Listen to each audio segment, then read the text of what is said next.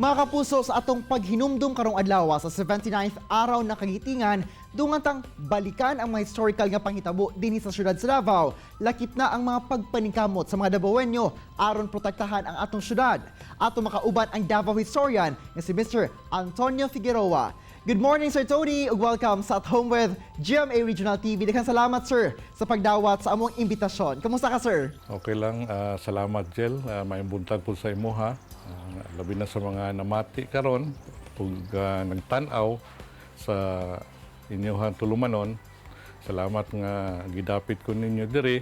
Og Sir Tony, subay sa atong pagsaulog karon no, sa ika-79th araw ng kagitingan, pwede ba binimo ibalik sa panahon kung unsa ang mga panghitabo kaniadto dinhi sa Davao? Atong sugdan dito sa Commonwealth no panahon ni Presidente Manuel L. Quezon, labi na sa tuig 1938, sa dihang may butho nga usa ka warships diya sa may Malita banda.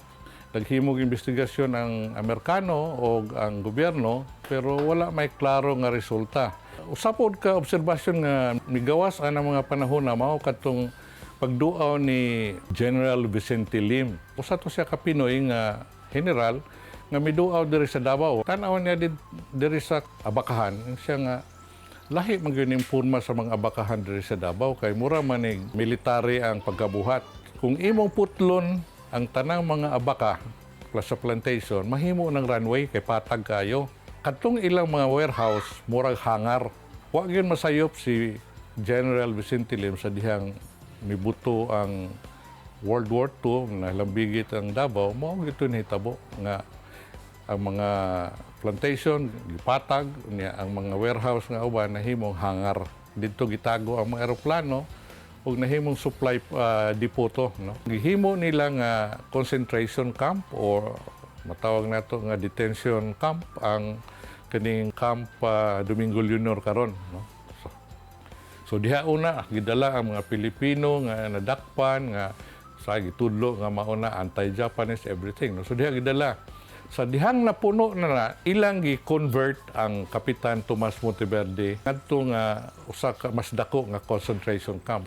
Sa unang pila ka adlaw, mayong dagan kay medyo di pa kayo init ang away sa duha ka hutong sa Pilipino ug mga Hapon.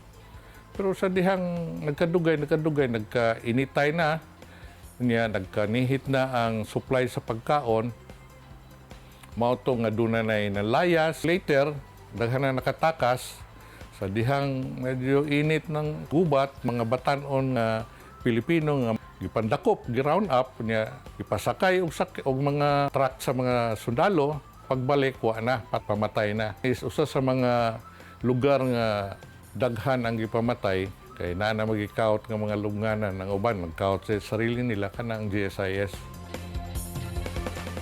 Sir, gikan sa pag-abot sa mga Hapon dinhi sa Davao, aduna ba'y mga kining kabag-uhan sa syudad adtong tungura o nagpilayon ba ang kagubot nga nasinatian sa mga tao? Mga 1943, medyo nagnormal. Ang matawag nimo ang Davao ug ubang partes sa Pilipinas kay na nag-appoint ka presidente, si Jose P. Laurel. Unya, ang diri sa Davao, nagpiesta sila sa San Pedro. Celebrate pa yun sila sa birthday ni Rizal. Pero, pagkasunod tuig, pagka September 1944, wala na.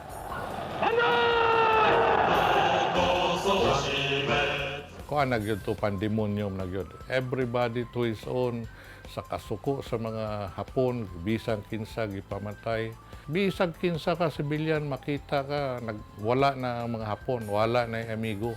Wala yun na undang. Hanto na sa Marso, sa sunod tuig. Sir Tony, pipila ka mga lugar din sa Davao ang saksi gayod sa maong panghitabo. Gani, aduna pa'y mga nahibiling marka sa maong gubat. Asa kini nga mga lugar, Sir Tony? Ang initial target yun sa mga bombing, kanto mga airport. Number 2, kanang Camp Vicente Leonor. I-appeal na nila bomba ang mga struktura diri. I-appeal nila ang San Pedro, Davao Light, City Hall, Provincial Capitol, nga kanamo ng sanggunian karon, Governor Generoso Bridge. Ang mga Amerikano po, nag-ibumba nila itong mga struktura nga gituhan nila nagatago ang mga Hapon. Maunang na ay Japanese Tunnel, There were houses nga nag-survive. Ako masayop ka ng Habana Compound, kanang balay sa Chungko Residence mo na, no? Ilang isa tawag nga Gahol Residence. So mo na isa mga pipilans karang uban, nag-survive pero nakita siguro nila nga karaan naman ni kayo, mo ni paguba because wala man tay ordinansa nga nagbawal sa pagguba og mga heritage, no. It's important nga ang atong kagahapon daotan man o maayo, labi na itong mga tao nga nakahatag og contribution sa kauswagan sa syudad, dili na to kalimtan. We will always remind them sa atong mga memory through the books, the monuments, through the historical markers, come up with special resolutions or whatever. No? Kaya importante mo na, dili na to kalimtan ang mga tao na mo naghatag ka nato sa pundasyon aron mahimo kitang usa ka progresibo nga syudad. Daghan king salamat sa pagtulunan ug kining pag-uban kanamo karong buntaga Sir Tony dinhi sa At Home with GMA Regional TV ug amping permiser. Kini ang At Home with GMA Regional TV.